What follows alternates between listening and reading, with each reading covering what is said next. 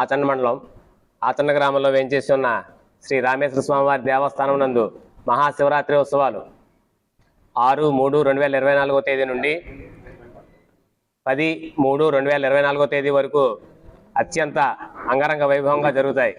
ఈ ఉత్సవాలకి మన ఆచండ గ్రామే కాకుండా ప్రతి జిల్లా నుండి కూడా, రాష్ట్రం నుండి కూడా ఇక్కడికి వచ్చి ఈ శివరాత్రి 5 రోజులు కూడా ఈ దేవాలయానికి వచ్చి దర్శనం చేసుకుని భక్తులు చాలామంది వస్తూ ఉంటారు.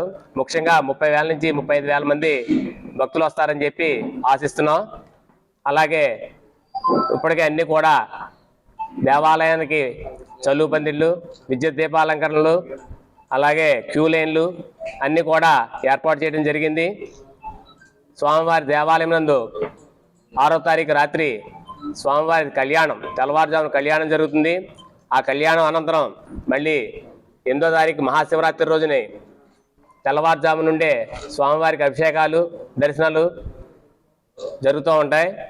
ఈ దర్శనానికి వచ్చే భక్తులకి ఏ విధమైన ఇబ్బందులు లేకుండా మంచినీరు, పిల్లలకి పాలు, అలాగే బ్రూ, కాఫీ అవి కూడా స్వచ్ఛంద సేవా సంస్థల ద్వారా ఏర్పాటు చేయడం జరిగింది. అలాగే అన్ని డిపార్ట్మెంట్ల ద్వారా కోఆర్డినేటివ్ మీటింగ్ వేసుకోవడం జరిగింది. అన్ని డిపార్ట్మెంట్లు కూడా సహాయ సహకారాలు అందజేస్తారని చెప్పి తెలియజేసుకుంటున్నాం. వచ్చారు, అందరూ కూడా సహాయ సహకారాలు అందించాలని చెప్పి కోరుకున్నాం. అలాగే పోలీస్ డిపార్ట్మెంటు, రెవెన్యూ, RWS, గ్రామ పంచాయతీ, మండల అధికారులు అందరూ కూడా సహకరిస్తారని చెప్పి భావిస్తున్నాం. అలాగే ఈ 5 రోజులు కూడా స్వామివారి దేవాలయం వద్ద ఏ విధమైన అవాంఛనీయ సంఘటనలు జరగకుండా పోలీస్ బందోబస్తు ఏర్పాటు చేయడం జరిగింది. అలాగే శ్రీ స్వామివారి ఆఖరి రోజైన శ్రీ పుష్పోత్సవ కార్యక్రమం జరుగుతుంది.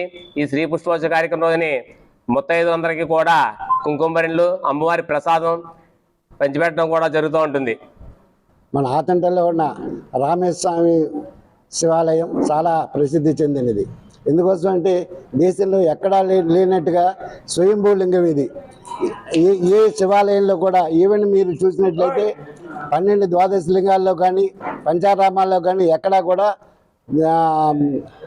లింగోద్భోగాలలో అభిషేకం అనేది ఎక్కడా జరగదు, మామూలుగానే జరుగుతూ ఉంటాయి.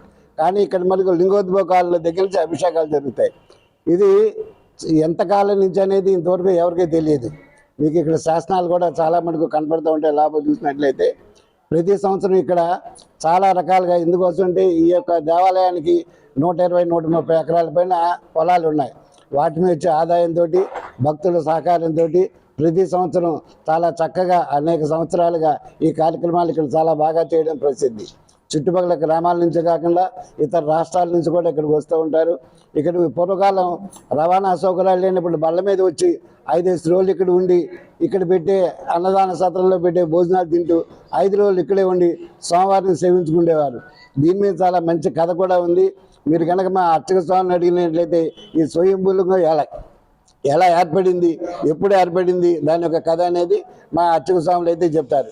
ఈ యొక్క కార్యక్రమానికి అయితే 6వ తారీఖు నుంచి మొదలుపెట్టి 10వ తారీఖు దాకా ఈ కార్యక్రమాలు జరుగుతాయి. చాలా చక్కగా మీరు చూసినట్లయితే, ఆలయంలో చూసినట్లయితే పందిళ్ళు వేశారు, అలంకరణ చేశారు, లైటింగ్ పెట్టించారు. ప్లస్ అంతేకాకుండా ఈ 5 రోజుల్లోనూ వచ్చిన చిన్నపిల్లలకి అయితే పాలు అవి సప్లై చేస్తారు. తర్వాత కాఫీ కూడా ఇచ్చే ఏర్పాటు చేశారు. వృద్ధులకి, గర్భిణీ స్త్రీలు ఎవరు ఉన్నట్లయితే వాళ్ళకి లోపలికి తీసుకెళ్లి ఏర్పాట్లు చేశారు. అలాగే 5 రోజులు కూడా 5 రోజుల్లోనూ 6వ తారీఖు రాత్రి దగ్గర నుంచి 10వ తారీఖు సాయంకాలం దాకా మొత్తం 9 పూట్ల కూడా పొద్దున సాయంకాలం కూడా అన్నదానం చేయడానికి భక్తుల సహకారంతో ఈ మా ఆచంట రామేశ్వర స్వామి కళ్యాణ మండపం ఉంది. అందులో మీకు అన్ని వసతులతోటి భోజనాలు ఏర్పాటు చేశారు.